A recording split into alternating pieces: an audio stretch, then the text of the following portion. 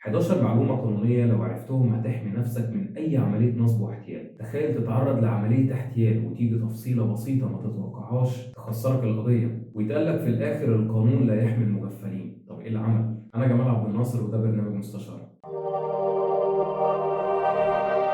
واحد، ما توقعش عقد قبل ما تقرا بنوده كويس واكتب عقدك عند محامي بصيغه قانونيه سليمه. اتنين، ما تشتريش عربيه خارج الترخيص ولا تبيع عربيتك بالاقساط. تلاته، ما تسجلش مكالمه تليفونيه ولا تضايق ولا تشتم حد على مواقع التواصل الاجتماعي لان الاتنين هيعرضوك للمساءله القانونيه. اربعه، ما تدفعش قسط ولا اجره البيت من غير ما تاخد من المالك وصل بالدفع. خمسه، ما تاجلش بلاغك عن اي ضرر بيحصل لك، ولو تعرضت للابتزاز او التهديد لازم تسرع بالشكوى. تقدر تشوف فيديو اتكلمنا فيه بالتفصيل عن الابتزاز الإلكتروني. 6، ما تمضيش على أي ورقة مجهولة وما تخطيش خطوة مهمة من غير استشارة محامي. 7، احمي نفسك من طرق النصب الدارجة وحافظ على سرية بياناتك زي بطاقتك الائتمانية وحسابك البنكي ورقم بطاقتك. 8، ما تسلفش حد من غير ما تكتب الدين اللي عليه عملا بقول الله تعالى: يا أيها الذين آمنوا إذا تداينتم بدين إلى أجل مسمى فاكتبوه. 9، ما تمضيش على مخالصة من العمل قبل ما تاخد كل مستحقاتك. 10، لو بتتجوزي اعرفي ان ما ينفعش يتكتب في عقد جوازك ان المهر مقبوض وانت ما خدتيش المهر. 11، ما تشتريش عقار على الخريطة قبل ما تتأكد انه حاصل على موافقة حكومية ومترخص وفيه ضمانات. وفي النهاية يا رب نكون قدرنا نوصل المعلومة بشكل مبسط. يا ريت لايك وشير لو بتشوفنا على فيسبوك وسبسكرايب لو بتشوفنا على اليوتيوب. استنونا في حلقة جديدة بإذن الله.